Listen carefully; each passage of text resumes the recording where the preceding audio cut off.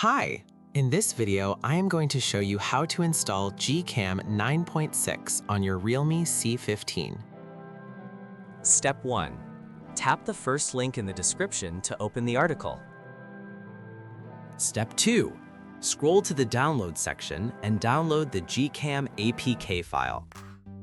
Step 3.